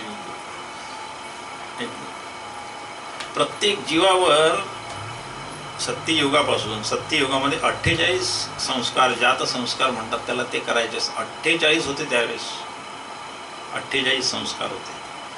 संस्काराने त्या जीवाला असं प्युरिफाय करत करत करत करत करत पशुभावातून जीवभाव, जीवभावातून देवभाव, आत्मभाव, असं त्याला नेत त्यांनी. ते 48 संस्कार होते. ते पुढच्या युगात कमी झाले. असे कमी कमी कमी कमी होत आता किती राहिले? 16 संस्कार. तेही नाही राहिले बरं का. ते म्हणतात नुसतं, पण त्याचे नावही आपल्या पाठ नाही, अशी परिस्थिती आहे. आता संस्कारहीन कसा असेल विचार करा तुम्ही. आता या पुढच्या काही वर्षात तर हे सगळे लोप पावतील. आणि इतकं सुंदर शास्त्र ज्यांनी या जीवभावाचा आपल्याला आत्मभावापर्यंत नेण्याचं जे त्यांनी जे ध्येय ठेवलेलं आहे ते तर कुठल्या कुठे चाललं जाईल. पुन्हा हा जीव पशुभावामध्ये ढकलला जाईल. तो पुन्हा तेच कर्म करेल जे पशु करतात. आहार निद्रा भयमैथुनंच सामान्य तत् पशुभी नराणाम ज्ञानेन एको विशेषो अधिको ज्ञानेन हिना पशुभी समान. हा, ज्ञानेन हिना पशुभी समान अशी परिस्थिती पुढच्या पिढ्यांची होणार आहे. पक्का आहे बिलकुल. अगदी संस्कारहीन होत चालले. म्हणजे पशुवत झाले ना. पशुला कुठे संस्कार असतात? उठल्याबरोबर चारा खायचा. चिमणी उठल्याबरोबर फक्त दाणे टिपायसाठीच बाहेर पडते. त्यांना काही प्रभाते म्हणी राम चिंतित जावं म्हणण्याची सोयच नाही तिथे कधी. आणि आपण एवढा सुंदर देह मिळाला आपल्याला प्रारब्धाने, याला आता तिकडे खाली ढकलायचं की वर न्यायचं हे आपल्या हातात तराजू देऊन ठेवलेला आहे परमेश्वराने. सारासार विचाराचा शब्द येऊन गेला तो आणि कर्म, हे दोन्ही तराजू आपल्या हातात आहे याचे. सारासार विचाराने कर्माचं विवेकाने कर्म निवडायचे आणि ते तसे करायचे आणि आत्मोन्नतीपर्यंत ह्याला घेऊन जायचं. हे परमपुरुषार्थ आहे. सिद्ध कर्म बंधाचे कारण आहे. सर्व वेद कर्मपर आहेत. हा सगळ्यात महत्त्वाचा मुद्दा सगळ्यांनी लक्षात ठेवायचा. कोणी जर विचारलं किंवा जैमिनी प्रणित धर्ममीमांसा आणि भगवान व्यास प्रणित ब्रह्ममीमांसा याच्यामध्ये काय फरक आहे, तर फार मोठा जो फरक आहे तो इथे दिलेला आहे, याच्यामध्ये आपण लिहिलेलाच आहे, सगळ्यांनी त्याच्यावर अंडरलाईन करा म्हटलं तर. सर्व वेद कर्मपर आहे. धर्ममीमांसक जैमिनी जे आहे ते संपूर्ण वेद वाङ्मय जे निर्माण झालेलं आहे अपौरुषीय आहे, ते फक्त कर्मपरच आहे असं त्यांचं म्हणणं आहे. म्हणजे ते कर्म करा आणि तुम्ही स्वर्गापर्यंत जा असं ते वेद शिकवतात असं त्यांचं म्हणणं आहे. कुर्वन्येवेह कर्माणि जिजी विशेषतः समाह एवं तोही नानथे तोस्ती न कर्म लिप्यते नरे. ईशावासी उपनिषद सांगते आपल्याला. कुर्वन्येवेह कर्माणि जिजी विशेषतः समाह. 100 वर्ष जगण्याची जर इच्छा आहे तर कर्म करत राहा. कुर्वन्येव इह म्हणजे या लोकामध्ये कर्माणि कर्म करा. ज्यांना इच्छा आहे कर्म करून जगण्याची त्यांनी इथे ते कर्म करूनच जगायचं आहे. आणि संपूर्ण वेद हे कर्मपर आहे. इथं आपल्या शास्त्राचा, वेदांतशास्त्राचा, अद्वैत तत्त्वज्ञानाचा, ब्रह्मसूत्रांचा, ब्रह्ममीमांसेचा मतभेद असा आहे की आम्ही सर्व वेद जे आहे हे ज्ञानपर आहे असे मानतो. लक्षात ठेवायचं, हे कर्मपर मानतात, हे ज्ञानपर मानतात. म्हणून वेदांची सर्व वाक्ये जी आहेत ते कर्मपर आहेत आणि त्यात जे ज्ञानाची वाक्ये जी आहेत ते अर्थवाद आहे असं यांनी त्याच्यामध्ये युक्ती काढली. कर्मवाद्यांनी काय म्हणतात ते की वेद सर्व मुळातच कर्मपर आहेत आणि त्याच्यात ज्ञानाबद्दलच्या ज्या काही गोष्टी सांगितलेल्या आहेत तो अर्थवाद आहे. अर्थवाद शब्द ऐकला ना सगळ्यांनी? एखाद्या गोष्टीच्या स्तुती करण्यासाठी जे काही आपण शब्द निवडतो त्याला अर्थवाद म्हणतात.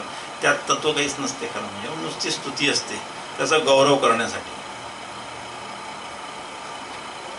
टिळकांना गजकेसरी म्हणायचे, सिंह म्हणायचे, अर्थवाद आहे तो.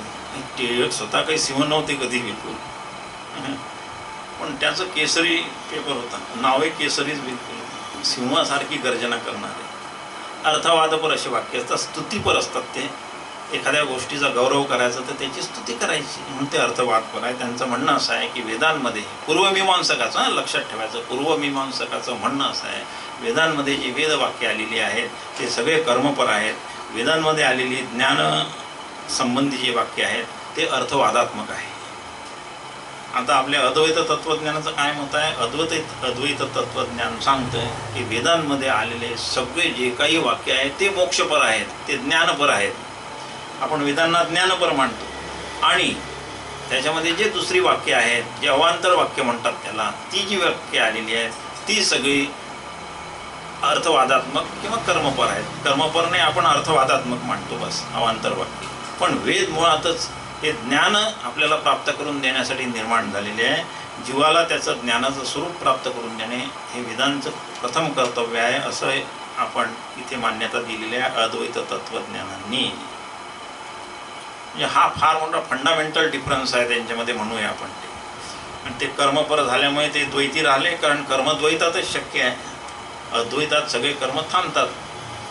सर्व कर्म अखिलम पार्थ ज्ञाने परी समाप्यते.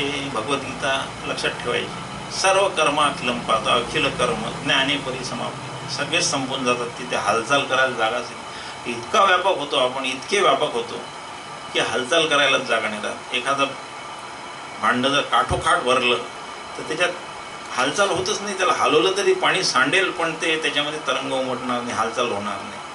तसं ज्ञान काठोकाठ भरून राहिलं की तिथे हालचाल करून काय करायचं. सर्व व्यापक जेव्हा मी झाल्यानंतर मला कशासाठी मी किमिच्छिन कस्य कामाय शरीर मनुसंजरे. गृहधारण्यक म्हणते कुठल्या इच्छेने कशासाठी मी या शरीराच्या मागे लागणार आहे. शरीरामध्ये जाऊन मी कुठला आनंद उपभोगेल, कशाकरता मी शरीरात जावं.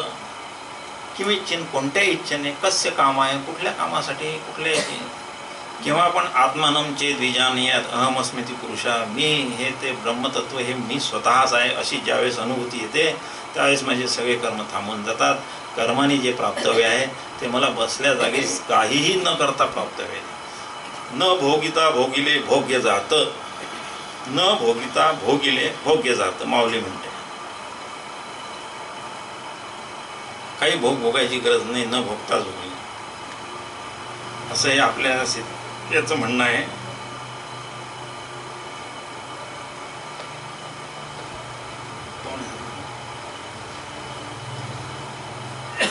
सर्व वेद कर्मपर आहेत. आपलं म्हणणं आहे सर्व वेद ज्ञानपर आहेत. प्रवृत्तीपर कर्म करणे ही वेदाज्ञा आहे. त्यांनी दुसरं हे केलं की म्हणून जीवाने सगळे जे कर्म जे आहे हे प्रवृत्तीपर आहे. जीवाने कर्मच करायचे. प्रवृत्तीपर म्हणजे कर्म करणे. प्रवृत्ती म्हणजे कशासाठी? करण्यासाठी प्रवृत्त होणे. प्रवृत्तीपर कर्म करणे ही वेदांची आज्ञा आहे. म्हणजे प्रत्येक जीवाने कर्म ही केलीच पाहिजे अशी वेदांची आज्ञा आहे असं हे धर्ममीमांसक मानतात. जैमिनी प्रणित जी कर्ममीमांसा आहे असे ते मानतात. आणि आपण काय म्हणतो? वेद हे सगळे निवृत्तीपर आहेत. बरोबर आहे? प्रवृत्ती आणि निवृत्ती ये ओझे नेघेमती अखंड चित्तवृत्ती माझ्या ठाई लावलेली आहे तुम्ही ओवी कुठेतरी वर. प्रवृत्ती आणि निवृत्ती ये ओघे ओझे नेघेमती. अर्जुना तुझी मतीमध्ये हे प्रवृत्ती निवृत्ती काढून टाक दोन्हीतून. काय कर? अखंड चित्तवृत्ती माझ्या ठाई तू ठेवून दे. याची तुला हे करण्याची गरज राहणार नाही. यांनी म्हटलेलं आहे की प्रवृत्तीपर कर्म करणे ही वेदांची आज्ञा आहे. आणि आपण वेदांची आज्ञा कशासाठी मानतो? आपल्याला आपल्या स्वरूपाची प्राप्ती करून घेणे हे आपल्यासाठी वेदांची आज्ञा आहे. वेदांनी ते सांगितलेलं आहे. काय सांगितलेलं आहे? अहम ब्रह्मास्मी याचा साक्षात अनुभव करून घ्यायचा. प्रज्ञानम ब्रह्म जे आहे ते आपल्यासाठी अनुभवाचा विषय झाले पाहिजे. तत्वमसी जे आहे हे माझं साक्षात अनुभवाचा विषय झालेला पाहिजे. अयम आत्मा ब्रह्म जे आहे हे माझ्या अनुभवाला आलं पाहिजे. यांनी मात्र तसं नाही. हे फक्त कर्मपरच त्याला मानतात. ज्ञानाने मोक्ष नाही कारण अध्यासाचा अभाव आहे. खूप मोठा मुद्दा आहे. याचा विचार करू. राहिलेला आपण वाटलं तर उद्याही करू शकू. ज्ञानाने मोक्ष नाही कारण अध्यासाचा अभाव आहे.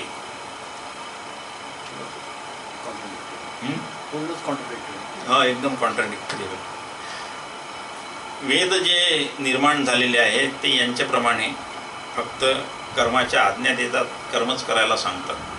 आणि यांनी कर्मालाच अंतिम मानल्यामुळे आपल्या वेदांत शास्त्रांनी कर्माला अंतिम मानलेलं नाही आहे. यांनी कर्माला अंतिम मानलं त्यामुळे यांनी अध्यासाचा विचारच नाही केला. कर्मानेच सगळं शेवटचं स्टेशन प्राप्त होते तर पुढे अध्यासाचा विचार करण्याची गरज नाही. आता अध्यास म्हणजे काय ते कसं आहे त्याच्याबद्दल थोडंसं विवेचन आपण बघू म्हणजे आपल्या लक्षात येईल. अध्यास शब्दाचा अर्थ असा आहे की जी वस्तू जशी आहे तशी त्याची अनुभूती नाही तर वेगळ्या रीतीने घेणे याला अध्यास म्हणतात. बरं का? लक्षात ठेवायचं. जी वस्तू जशी आहे तशी ती दिसत नाही पण काहीतरी आहे इतकं दिसतं. पण ती जशी आहे तशी न दिसता म्हणून ती वेगळ्या रीतीने विपरीत रीतीने त्याची प्रतीती होते. उदाहरण घेतलं म्हणजे आपल्या पक्क लक्षात येऊन जाईल. दोरी पडलेली आहे. थोडासा अंधार आहे तिथे. ते पडलेली आहे दोरी. इथे विशेष लाईट नाही आहे. दोरी पूर्णतः दिसूनच नाही राहिलेली पण असं काहीतरी आकार दिसतोय. मग मी काय विचार करेल? अरे इथे बेटा साप आहे वाटते नाही का? इथे साप आहे. काहीतरी आहे.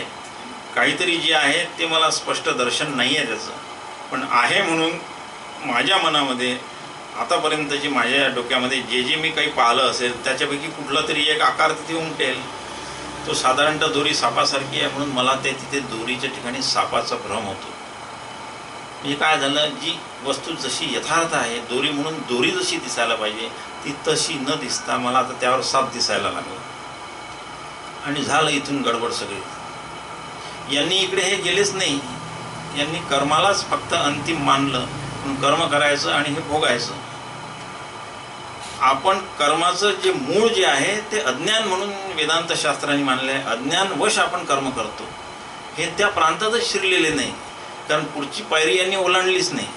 कर्म अज्ञानाच्या रेट्याने होते आणि ते कर्म जे करतो तो सगळा कर्म हे त्याच्या दृष्टीने केलेलं जे आहे आणि त्याचं फल जे आहे हे वेदांत शास्त्राने दोन्ही मिथ्या ठरवून दिलेले आहे. दोन्ही मिथ्या ठरलेले आहे. कर्मही मिथ्या आहे आणि कर्मफलही मिथ्या आहे. तो प्रातिभासिक सत्तेमधलं ते सगळे व्यवहार चालू आहेत. सगळे आपले ते स्वप्नामध्ये जसं जे व्यवहार चालू असतात ना त्याप्रमाणे तर तसे व्यवहार आहेत. जागृतीमध्ये आल्यानंतर काहीच नाही राहत. स्वप्नात आपल्याला काही दिसलं आणि आपण जागे झाल्यानंतर ते अजिबात विसरून जातो. सत्य मानतच नाही काही ते. तशी हे संपूर्ण आपली जागृत अवस्था ही स्वप्नासारखी आहे. ही प्रातिभासिक सत्य आहे असं वेदांत शास्त्राने मानलं. यांनी हे मानलं नाही म्हणून यांनी अध्यास मानलाच नाही. म्हणून यांनी इथे जे काही जीव कर्म करेल त्या कर्माचं अंतिम फल भोगण्यासाठी तो स्वर्गापर्यंत जाईल. तिथे दिव्य भोग भोगेल पुन्हा खाली. आता आपण अद्वैतामध्ये वेदांत शास्त्राने अद्वैत तत्त्वज्ञान स्वीकारल्यामुळे आपल्याला दोन गोष्टी आहेत हे मान्यच नाही आहे मुळात. दोन गोष्टीचीच मान्यता नाही आहे. आपण फक्त एकच गोष्टीला मान्यता दिली आहे, एकत्वम अनुपश्यतः, एकाचंच तुम्ही पहा, एक दैवानुद्रष्टव्यम, एकाचंच दर्शन घ्या. हे सगळे वेद आपल्याला असे शिकवतात. नेह नानास्ति किंचन, इथे नाना प्रकारचं काहीच नाही आहे. तुम्ही जर नाना पाहाल तर मृत्यू समृत्ती मापनोती य इह नानेव पश्यती. जे इथे नानात्वाचं दर्शन घेतील ते एका मृत्यूपासून दुसऱ्या मृत्यूकडे जातील. आणि म्हणून आपल्याला या अध्यासाची स्वीकार करून या जगताची संगती लावावी लागली. त्यांना याची गरज पडली नाही. ते कर्मही सत्य आहे म्हणतात, कर्मात स्वतःच फलदाता मानतात, आणि कर्माचं फल भोगायचं आणि पुन्हा इथे यायचं, अशी त्यांची मान्यता असल्यामुळे त्यांनी अध्यासाचा विचारच नाही केला. अध्यासाचा विचार केला नाही आणि कर्माच्या अंतिम स्टेशन स्वर्गापर्यंत जाऊन थांबले. परंतु अद्वैत तत्त्वज्ञानाने, कारण अद्वैत तत्त्वज्ञानाने या स्वर्गाला विनाशी मानलेलं आहे. लक्षात ठेवायचं, आपलं जे अद्वैत तत्त्वज्ञान आहे ते स्वर्गाच्या फलभोगाला विनाशी मानलेलं आहे. ते क्षीणे पुण्ये मरते लोकम विशंती, भगवद्गीता सांगते आपल्याला. आपलं पुण्य क्षीण झालं की पुन्हा इथे खाली यावं लागते आपल्याला. स्वर्गातून एक सेकंदवरही राहू देत नाही तिथे. व्हिसा संपल्यानंतर ते हुडकूनच काढतात. तुम्हाला हुडकायची गरज नाही. ती इतकी स्वतंत्र यंत्रणा आहे की तुम्ही खाले पतीतून येऊनच जाता लगेच. मरते लोकम विशंती, मृत्यू लोकात पुन्हा खाली येऊन जाता. स्वर्गात गेलो, चांगले पुण्य कर्म केले, स्वर्गात जाल आपण तिथे. पण ते भोग भोगल्यानंतर मग एक क्षणभरही तिथे राहण्याची आपली काय भोग भोगणार आहे. सगळे स्वर्ग फल भोगण्याचे ज्या काही आपल्या वासना आहेत त्या तिथे फलभोग देऊन संपल्या. जसं आता अगोदरच्या प्रवचनात सांगितलं परमपूज्य म्हणतात आहे, या देहाने भोगायचे प्रारब्ध संपले की तत्क्षणी मृत्यू आहे. आपल्याला एकही वासना शिल्लक नाही राहिली या प्रारब्धामध्ये, या देहाने भोगण्याची. जागच्या जागीच. हो, आत्ता तर मी त्यांच्याशी फोनवर बोललो होतो. हो, बोलले होते, पण तुमचा फोन ठेवल्यावर यांनी बोलणं बंद केलं. होते ना असं आपल्या इथे.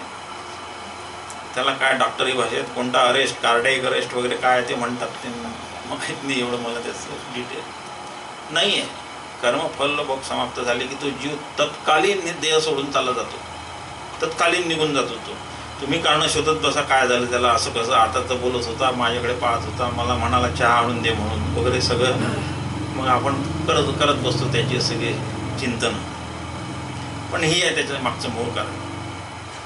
मुद्दा असा आहे की कर्मफलभोग संपल्यानंतर जसे जीव देहात राहत नाही, त्याप्रमाणे स्वर्गातही दिव्य फलभोग झाल्यानंतर ते खाली ढकलतात, पुन्हा मृत्यूलोकामध्ये येतात. आणि म्हणून आपल्या वेदांत शास्त्राने स्वर्गाचे फलभोग सुद्धा विनाशी मानलेले आहे, अनित्य मानलेले आहे. आणि त्या अनित्याला आपण मान्यता दिली नाही, आपण नित्याला मान्यता दिली. आपल्या स्वरूपाचं सुख नित्य आहे, स्वरूपाचे भोग नित्य आहेत. भोग म्हणायची काही गरज नाही, कारण तिथे भोग होतच नाही आहे. सगळं त्रिपुटीचा लय करूनच तिकडे जावं लागतं. आणि म्हणून तिथलं सगळं नित्य आहे. आत्मसुख हे केवळ एकमेव सुख असं आहे की जे सुख तुम्हाला कधीच सोडून जात नाही. पण स्वर्गसुख तसं नाही, ते सोडून यावं लागते. ज्ञानाने मोक्ष नाही म्हणून अध्यासाचा अभाव. अध्यासाचा अभाव लक्षात ठेवायचा. आपण अध्यासाबद्दल बघत होतो की अध्यास आपल्याला जो होतो, यथार्थ वस्तू दिसत नाही, दोरी पडलेली आहे, त्यावर आपल्याला सर्पाचा भास होतो. आता बघा बरं, थोडासा बारीक विचार करून, तिथे खरोखर सर्प आहे का? कुठे सर्पच नाही आहे. दोरीला सुद्धा कुठे माहीत आहे तिच्यावर सर्प आहे म्हणून? तिलाही माहीत नाही आहे दोरीला. दोरीला कधी जाणीवही झाली नाही इथे सर्प आहे म्हणून. दोरीवर जसा सर्प दिसतो त्याप्रमाणे आपल्या अज्ञानी जीवाला या पूर्ण विश्वामध्ये हे विश्व जे आहे ते दिसते.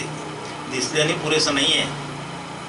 कर्मकांड्यांनी, हे कर्मवादी जे आहेत, त्यांनी या विश्वाला सत्यता मानून चुकले. ते या विश्वाला सत्य मानतात म्हणून त्यांच्या याच्यात स्वर्ग फलभोग हा अंतिम आहे. सत्यच मानलं त्यांनी, स्वर्गाला सत्य मानलं, या विश्वाला सत्य मानलं. आपल्या या वेदांत शास्त्रामध्ये या विश्वालाही सत्य मानलेलं नाही आहे. का नाही मानलं? विवेक चूडामणीमध्ये आपण जर वाचलं असेल तर, यदि सत्यम भवेत विश्वम सुषुप्त्याव उपलभ्यताम यो नोपलभ्यते किंचित अतः स्वप्नवन मृषा. आचार्य सांगतात आपल्याला, यदि सत्यम भवेत विश्वम, खरोखर जर हे विश्व सत्य असतं तर, लक्षात घ्यायचा मुद्दा, हे खरोखरच जर विश्व सत्य असतं तर सुषुप्त्याव उपलभ्यताम, सुषुप्तीत सुद्धा आपल्याला त्याचा अनुभव आला असता. येतो का अनुभव? अनुभव येतो का? येत नाही अनुभव सुषुप्तीमध्ये. कोणाला आलाय का? कोणाला सुषुप्तीमध्ये या विश्वाचा अनुभव येत नाही. सुषुप्तीमध्ये विश्वाचा ज्या अर्थी अनुभव येत नाही त्या अर्थी सरळ सरळ आपले जे ऋषीमुनी आहे, हे जे सर्व विचारवंत जे आहेत, त्यांनी या विश्वाला एकाच क्षणात असं खोडून काढलेलं आहे की विश्व सत्य नाही आहे. कारण काय? सत्य गोष्टीचा अनुभव कसा असतो? त्रिकाला बाधित असतो. तो जागृतीत आहे आणि सुषुप्तीत नाही आहे, आणि स्वप्नामध्ये आहे आणि सुषुप्त असा प्रकार नसतो. तो तिन्ही काळामध्ये असतोच असतो. मग असं काही आहे का की ज्याचा तिन्ही काळामध्ये अनुभव आहेच आहे? हो, मी आहे या भावनेचा कधी आपण विचार करा थोडासा. मला माझं जे अस्तित्व आहे, मला माझं जे अस्तित्व जाणीव येते ते त्याचा अनुभव माझा लुप्त पावला असं कधीतरी वाटते का? कधीच वाटत नाही. मग आपण म्हणा सुषुप्तीत मला कुठे मी आहे हे जाणवते. सुषुप्तीत मी आहे हे जाणवणारी, त्याचे नोट डाऊन करणारी जे ज्ञानेंद्रिय आहेत ते लीन होऊन पडलेले आहेत, म्हणून त्याचं नोटिंग होत नाही फक्त. पण मी आहे ना, दुसऱ्या दिवशी उठल्यानंतर मी उठतो ना सकाळी, ज्या अर्थी मी झोपायच्या अगोदर होतो, दुसऱ्या दिवशी उठल्यावरही आहे, त्या अर्थी सुषुप्तीत मी असलाच पाहिजे. कुठे जाणार आहे मध्ये दुसरीकडे आहे ना? तर्काने बघा, लॉजिकली सुद्धा हे सिद्ध होते. मी जर झोपायच्या अगोदर होतो आणि झोपून उठल्यानंतरही जर आहे, तर सुषुप्तीत मी आहेच आहे. फक्त इतकंच आहे, सुषुप्तीत दोन गोष्टी आहे. आता फारसा आपण हे मुद्देच विचारात घेऊ. सुषुप्तीमध्ये दोन गोष्टी उपलब्ध असतात. एक अज्ञान असते, जे अनादि अज्ञान आहे ते आहे. अनादि अज्ञान आपल्या जीवाला घेरून असते, आणि आपण अत्यंत या विश्वाचं सगळ्या अनुभूती बंद झाल्यामुळे काय शिल्लक राहते? या विश्वाचं जे अधिष्ठान, जो आत्मा जे आहे ते तिथे आपल्याला त्याच्या इतक्या जवळ असतो आपण की तिथे फक्त आनंद आहे, सुख आहे. म्हणून सुषुप्तीमध्ये दोनच गोष्टीचे अनुभव असतात आपल्याला.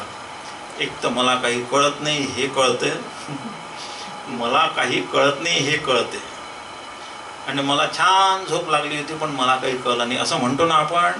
तर मला छान झोप लागली होती म्हणजे मी सुखाने होतो, ही सुखाची अनुभूतीची नोंद केलेली आहे, आणि मला काही कळत नाही हे अज्ञानाची पावती आहे.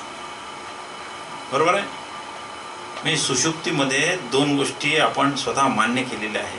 आणि जे विश्व म्हणून ज्याचा डांगोरा पिटतो आपण जागृतीमध्ये, ज्याच्यासाठी संपूर्ण आयुष्य पणाला लावतो, माय करिअर, माय जॉब, माझं हे, माझं ते, माझे ॲकॅडमिक क्वालिफिकेशन 10-20 डिग्र्या, माझी सत्ता संपत्ती, गाडी घोडं, शेती वाडी, बायका पोरं, हा सगळा जो परिग्रह जो आहे ना, तो क्षणात पुसला जातो सुषुप्तीमध्ये. जर तो खरा असता तर सुषुप्तीमध्ये तो आपल्याला जाणवत राहिला असता. ज्याप्रमाणे माझं अस्तित्व मला सुषुप्ती सोडून जात नाही, त्याप्रमाणे तेही मला जाणवलं असतं. म्हणून आचार्य सांगतात की यदि सत्यम भवित विश्वम, खरोखर हे विश्व जर सत्य असते, सत्यवस्तूची व्याख्या असे की ते तिन्ही काळामध्ये त्याच्या अस्तित्वाची जाणीव झालीच पाहिजे. जशी आपल्याला आपल्या आत्म्याची जाणीव, आपल्या अस्तित्वाची जाणीव आपल्याला सोडत नाही, त्याप्रमाणे या विश्वाची जाणीव लुप्त होऊन जाते. स्वप्नातही आपल्याला ते दिसते, विश्वाची जाणीव राहते, जागृतीत तर आहेत पण सुषुप्तीत राहत नाही. म्हणून वेदांतांनी या विश्वाला मिथ्या ठरवलं, तेच या लोकांनी याला सत्य ठरवलं. आणि झाला हा खूप मोठा फंडामेंटल डिफरन्स ज्याला म्हणतात तो हा आहे. यांनी जगाला सत्य मानलं, जगाला सत्य मानल्यानंतर जे घोटाळे व्हायचे आहे हे लोक जगाची तर्कावर आधारित मीमांसाच करू शकत नाही जगाला सत्य मानल्यामुळे. आणि वेदांतांनी याची पूर्ण संगती लावून दिलेली आहे विश्वाची, या विश्वाच्या उत्पत्तीची संगती लावलेली आहे, याच्या स्थितीची, याच्या लयाची सगळी मीमांसा आपल्या याच्यात केलेली आहे. पण वेदांत शास्त्राने विश्वाला सत्य मानलं नाही. आपलं शरीर विश्वाचाच एक भाग आहे, म्हणून आपलं शरीरही सत्य नाही, आवडत नाही हे करायला. ज्याला जागृतीमध्ये काय काय नाही लावत आपण सकाळपासून संध्याकाळपर्यंत, किती प्रकारचे मलम लावतो, किती प्रकारचे ते हे लावतो, पावडरही फासतो, काय काय नाही करत त्याला बिलकुल. आणि ते क्षणात आपलं आपण त्याला सोडून जातो, त्याची अनुभूती संपून जाते. अध्यास नाही म्हणतात म्हणजे जग सत्य आहे असं. हा ते सांगितलं ते हा ते अध्यासान त्यांनी स्वीकारला नाही म्हणून जगाला त्यांनी सत्य मानून चुकले आहेत ते. आणि आपला वेदांत जगाला सत्य मानत नाही. जगाला सत्य मानत नसल्यामुळे आपल्याला जगातील संगती लावायसाठी हा अध्यास इथे सांगावा लागला शंकराचार्यांना. मग या जगाची काय संगती आहे? मग हे जग या ब्रह्मवस्तूवर ब्रह्मवस्तूच्या अधिष्ठानावर दिसणारं, जसं रज्जूच्या अधिष्ठानावर सर्प दिसतो त्याप्रमाणे वेदांत शास्त्र सांगते की ब्रह्मवस्तूच्या अधिष्ठानावर हे जगाची आपल्याला अनुभूती येते. रज्जूवरचा दिसलेला सर्प जसा भ्रामक आहे, म्हणजे भ्रमाने दिसणारा आहे, सत्य नाही आहे, त्याचप्रमाणे वेदांत शास्त्र सांगतं की या विश्वाचं जे अधिष्ठान जे आहे ब्रह्मवस्तू, या ब्रह्मवस्तूवर हे जे जग आपल्याला दिसतं आहे हे त्या सर्पाप्रमाणे सुद्धा प्रातिभासिक आहे, सत्य नाही आहे, ते भ्रमाचाच परिणाम आहे ते. आणि ते दिसतो आपल्याला, या सृष्टीचा लय होतो, या सृष्टीचा प्रलय होतो. सत्यवस्तू अशी कधीच राहू नाही शकत. याच्या अधिष्ठानाचा लय होत नाही, कधी प्रलय होत नाही तिथे. याच्या अध्यस्थाचाच सगळ्या काही उलाढाली चालू राहतात. अधिष्ठान तसंच्या तसं कायम असते बिलकुल. हा त्यांच्यामध्ये घोटाळा वेदांतांनी मान्य केलेला नाही, म्हणून वेदांतांनी अध्यास स्वीकारला. हा अध्यास स्वीकारून या जगताची संगती लावली. हे जग मिथ्या आहे, हे जग प्रातिभासिक सत्तेतलं आहे, या जगाला स्वतःची स्वतंत्र सत्ता नाही. तिसरा मुद्दा, हे यांनी काहीच मानलं नाही, जगाला स्वतंत्र सत्य मानलं, आणि सत्य मानल्यामुळे हे जग सत्य मानल्यामुळे त्यांना या जगाला सत्ता प्रदान करावी लागली. म्हणून जग त्यांच्यासाठी स्वतंत्र सत्तावान आहे. म्हणून या जगातला जो काही एक त्यांच्या कल्पनेने स्वर्ग भाग आहे तोही त्यांनी सत्य मानला आणि त्याला अंतिम स्टेशन मानून तिथेच ते विचार करण्याचं थांबले. असं आहे. थोडासा आणखी विचार वाटला तर पुढे आपण उद्या याच्यावर करू शकू. असं आहे, वेदांतांनी यासाठी अध्यास स्वीकारला, या जगताची संगती लावण्यासाठी. अध्यासा व्यतिरिक्त कुठेही अजिबातच जगाची संगती आजपर्यंत कोणत्याच दर्शनकारांनी लावली नाही. पुढे जे दर्शनकार आहेत, वैशेषिक, न्याय, पतंजल जे आहे ते, सांख्य हे जे आहे, हे सगळ्यांनी या जगताची संगती तर्काच्या आधारावर लावली नाही, पण वेदांत शास्त्राने अध्यासवाद स्वीकारून याची संगती लावलेली आहे. अध्यासवादाच्या अगोदर, काही काळ अगोदर, शंकराचार्यांचे गुरुचे गुरु, शंकराचार्याचे गुरु गोविंदाचार्य, गोविंदाचार्याचे गुरु गौडपादाचार्य, गौडपादाचार्यांनी फार म्हणजे काय म्हणतात, अगदी ब्लॅटंटली म्हणूया आपण त्याला, त्यांनी जगासमोर एक सिद्धांत मांडून दिला. ते अजातवादीच होते. त्यांनी या जगाला इतकं धुतकारलं, अगदी बिलकुल काय म्हणतात, अगदीच हे करून टाकलं, त्याला मान्यताच दिली नाही. जीव नाही आहे, हे जगत नाही आहे, हे काहीच नाही म्हणतात ती. ते फक्त ब्रह्मवस्तूशिवाय दुसरं काहीही नाही. न कश्चित जायते जीवा संभोस्य न विद्यते, जीवच झाला नाही म्हणतात ते. तोच एकदम न करण्यासारखा भाग आहे. त्या कल्पनावादाला थोडंसं डायल्यूट करून शंकराचार्यांनी अध्यासाची भाषा आपल्यासमोर ठेवलेली आहे. या अध्यासाच्या भाषेमध्ये जगाची संगती लावता येते. जगाचं अधिष्ठान आहे तेही अबाधित राहते. अधिष्ठानाचं जे त्याचे गुणधर्म आहे ब्रह्मवस्तूचे, त्यालाही बाधा पोचत नाही. जगही व्यवस्थित व्यवहार होतात. अध्यास स्वीकारूनच व्यवहार केलेले आहेत. जगाशी व्यवहारही व्यवस्थित करता येतात आणि कुठेही आपल्या स्वरूप साक्षात्कारापर्यंत जाण्यासाठी कुठलीच अडचण येत नाही. अशा रीतीने हा अध्यास आपल्यासमोर इथे मांडला गेला आहे वेदांत शास्त्राने. पुढील विचार आपण उद्याच्या याच्यामध्ये बघूया. आपला वेळ आता इथे संपत आलेला आहे. ज्ञान आणि मोक्ष नाही, कारण अध्यासाचा अभाव आहे. 10 पर्यंत आपण एक याच्यासाठी घेतो आहोत मुद्दे आपल्या, कारण प्रत्येक ठिकाणी, बरेच ठिकाणी वेदांताशी त्याचं मतभेद जे झालेले आहेत ते जाणून घेणं गरजेचं आहे. तर अशा रीतीने हे पूर्वमीमांसा दर्शन जरी मतभेदासहित स्वीकारले गेलेलं आहे, परंतु हे जीवाच्या अंतिम स्वरूप साक्षात्कारासाठी मोलाची मदत करतं, आपल्याला मोलाची मदत करणार आहे. यांनी जी कर्ममीमांसा मांडली, ही कर्ममीमांसा वेदांनी स्वीकारलेली आहे आणि ही कर्ममीमांसा आपल्याला चित्तशुद्धी आणि चित्तस्थैर्य प्राप्त करून देणारी आहे. म्हणून याला मान्यता दिलेली आहे बिलकुल तशीच तशी. या शास्त्रात सांगितलेले कर्म तसेच्या तसे करायचे आणि त्या तसे कर्म करून, हे म्हणतात कर्माने मोक्ष किंवा वेदकर्मपर आहे, परंतु वेदांत शास्त्राने पुढे जाऊन आणखी एक पाऊल पुढे टाकलं आणि कर्माने मोक्ष नाही हा सिद्धांत पुढे येईल. आता तो त्याबद्दल सविस्तर विचार करू. कर्माने मोक्ष कधीच मिळत नाही. मोक्ष हा ज्ञानानेच मिळतो. ज्ञानानेच मोक्ष आहे. त्या दोरीवरचा साप पाहण्यासाठी उजेड करावा लागतो. बरोबर, दोरीवरचा साप पाहण्यासाठी लाईट लावावा लागतो, प्रकाश टाकावा लागतो. प्रकाश म्हणजे ज्ञान.